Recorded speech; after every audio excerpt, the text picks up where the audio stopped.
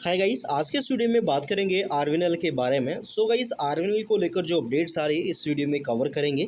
साथ ही साथ Q4 जो Q1 है, यानी कि जो रिजल्ट्स है वो कब आएंगे, रिजल्ट्स को लेकर क्या अपडेट्स है, क्या सीन है, क्या डेटा है, वो समझेंगे। एंड अभी के टाइम देखा जाए तो गाइस जो Q4 के शेयर होल्डिंग डेटा है वो आते हुए दिख रहे हैं, तो उसके बारे में भी थोड़ा हम डिस्कशन करेंगे कि भाई क्या सीन है, किसने कितना क्या किया है, FIDI रिटेल गवर्नमेंट इनका क्या सीन है। एंड इसी के साथ साथ रिजल्ट डेट क्या रह सकती है, साथ ही साथ गवर्नमेंट की तरफ से क्या अपडेट है। आपको पता है कि जो ये बजट आया था इसमें 7 नए कॉरिडोर को लेकर गवर्नमेंट ने अनाउंसमेंट करी थी। तो अब क्वेश्चन ये उठता है कि ये जो कॉरिडोर अनाउंसमेंट हुए हैं इन पर काम कब से शुरू होगा, ये कब तक यहाँ पे बनेंगे, कब से यहाँ पे बनने स्टार्ट होंगे, क्योंकि रेलवे के पास पहले ही एक बड़ा काम पड़ा हुआ है। सो इसके बारे में थोड़ी चर्चा भी करेंगे एंड आरवीएनएल को इससे क्या बेनिफिट हो सकता है वो भी थोड़ा समझेंगे।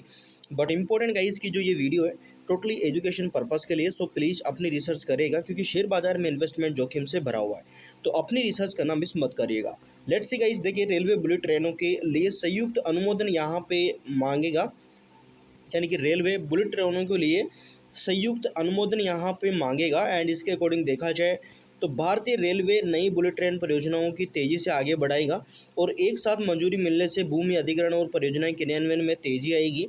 एंड मानकीकृत डिज़ाइन से उत्पादन को बढ़ावा मिलेगा एंड प्रीकास्ट निर्माण से तैनाती की गति सुधार होगा। एंड मुंबई, पुणे और दिल्ली, वाराणसी सहित जो 7 नए कॉरिडोर की योजना बनाई जा रही है, इस रणनीति का उद्देश्य मुंबई अहमदाबाद कॉरिडोर में देखी गई देरी से बचना है, यानी कि इस रूट में ज़्यादा देरी लगती है, तो इस देरी से बचने के लिए यहाँ से काम शुरू करने का जो प्लान है वो चल रहा है। तो भारतीय रेलवे का इस भविष्य में जो बनने वाले कॉरिडोर है मिशन मोड पर लागू करेगा और परियोजनाओं के क्रियान्वयन में तेजी लाने के लिए केंद्र, राज्य और स्थानीय प्राधिकरणों से संयुक्त मंजूरी यहाँ पे मांगेगा।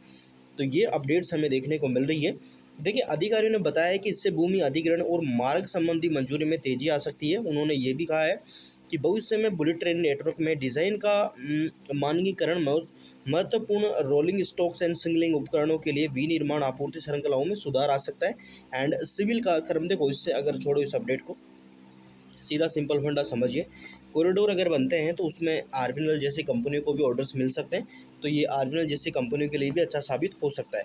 अब बात होती है गाइस आपके Q4 के जो रिजल्ट है उसके शेयर होल्डिंग डेटा के बारे में कि क्या रहा है भाई, किसने कितना क्या डेटा दिया है। सो गाइस, अगर यहाँ पे देखोगे फिलहाल आरवीएनएल में हमें यहाँ पे 63,000 करोड़ के आसपास का बाजार पूंजीकरण कंपनी का दिख रहा है, 55 के आसपास का पी है, 45 के आसपास की बुक वैल्यू है, ROE ROC आप यहाँ पे देख ही सकते हैं। डिविडेंड की बात करूँ मैं तो फिलहाल गाइस कंपनी 0.56 का जो डिविडेंड है बुक वैल्यू के अकॉर्डिंग इतना यहाँ पे पे आउट करती है। रिजल्ट्स की बात करें फिलहाल दिसंबर तक के रिजल्ट है, बाकी मार्च के जो रिजल्ट है वो अभी भी पेंडिंग में है, यानी कि अभी तक जो मार्च के रिजल्ट है वो देखने को नहीं मिले। हालांकि मार्च का जो शेयर होल्डिंग का डेटा है वो आ चुका है, तो इस शेयर होल्डिंग डेटा को थोड़ा हम देख लेते हैं क्या सीन है। प्रमोटर्स की बात करी जाए, प्रमोटर्स अनचेंज्ड है, कोई भी चेंज प्रमोटर में देखने को नहीं मिला है, कोई भी शेयर होल्डिंग बदलाव नहीं हुआ है। इसके बाद एफआई की बात करूं मैं तो गाइस एफआई के पास पिछले क्वार्टर तक 4.97% था, इस क्वार्टर तक लगभग 4.86, यानी कि एफआई की तरफ से जो होल्डिंग है वो हमें कम होती हुई देखने को मिल रही है। एफआई वालों ने हल्की सी यहाँ पे अपनी जो आरवीएनएल है इसमें सेलिंग करी है। सो एफआई में किसी भी एक ऐसा इन्वेस्टर नहीं है, एक इन्वेस्ट ऐसा नहीं है जिसकी होल्डिंग आरवीएनएल में 1% से ज़्यादा हो यहाँ पे, क्योंकि अगर होती तो यहाँ पे हमें शो होती हुई देखने को मिलती, बट नहीं दिख रही है। डीआई की बात करी जाए, डीआई का क्या सीन है तो डीआई की 6.42 हो चुकी है, जबकि पिछले क्वार्टर तक ये 6.37% थी। अब भाई किसने क्या बढ़ाया है डीआई में, तो एक बार इसका भी हम डेटा देख लेते हैं। तो गाइस इस क्वार्टर तक देखा जाए तो एलआईसी के पास जो होल्डिंग है वो है लगभग आरवीएनएल में पिछले क्वार्टर तक 6.12 थी, इस क्वार्टर तक भी 6.12 है। एंड पिछले 3 क्वार्टर से तो कोई भी चेंज एलआईसी ने नहीं किया है। तो ये एलआईसी है जिसके पास बड़ी होल्डिंग है 6%, 6.12%। बाकी अन्य इन्वेस्टर है जिनके पास हल्की सी होल्डिंग हमें देखने को मिल रही है। तो डीआई इन्वेस्टर्स में सबसे बड़ा इन्वेस्टर आरवीएनएल में कौन है, आपकी एलआईसी। इसके बाद गाइस अगर अपन बात करें गवर्नमेंट की, तो गवर्नमेंट का क्या सीन है, तो गवर्नमेंट के पास देख सकते हो 0.01% हमें होल्डिंग देखने को मिल रही है, जो कि एक लंबे समय से है, अभी के टाइम अनचेंज्ड हमें देखने को मिली है।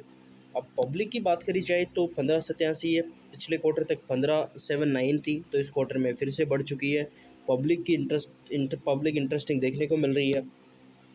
शेयर होल्डर्स की संख्या की बात करी जाए तो 21,90,491 हमें देखने को मिल रहा है।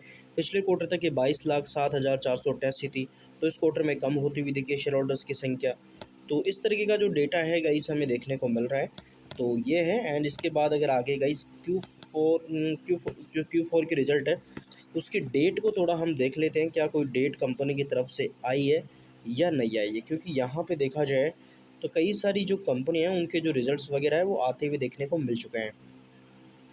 तो भाई आरवीएनएल का क्या सीन है रिज़ल्ट को लेकर, कब तक कंपनी अपने फाइनेंशियली रिज़ल्ट बाज़ार में प्रोवाइड करवाएगी, तो यहाँ पे एक बार हम बोर्ड मीटिंग में देख लेते हैं क्या कंपनी की तरफ से कोई डेट आई है। तो फिलहाल कोई भी डेट कंपनी ने जारी नहीं करी है और ना ही अनाउंसमेंट में हमें कुछ देखने को मिल रहा है, यानी कि रिजल्ट डेट फ़िलहाल कंपनी की तरफ से नहीं आई है। सो जैसे ही रिजल्ट डेट वगैरह कुछ आता है अपडेट करने की कोशिश रहेगी। सो प्लीज़ अपनी रिसर्च ज़रूर करिएगा एंड रिसर्च करके अपना जो डिसीजन है वो लीजिएगा। बाकी शेयर बाज़ार में इन्वेस्टमेंट जोखिम से भरा हुआ है। सो गाइस आप चैनल को भी सब्सक्राइब कर सकते हैं ताकि आगे अपडेट आपको मिलते रहे, क्योंकि अभी फ़िलहाल रिजल्ट वगैरह आना बाकी है, तो अपडेट हम करते रहेंगे। So thank you for watching guys.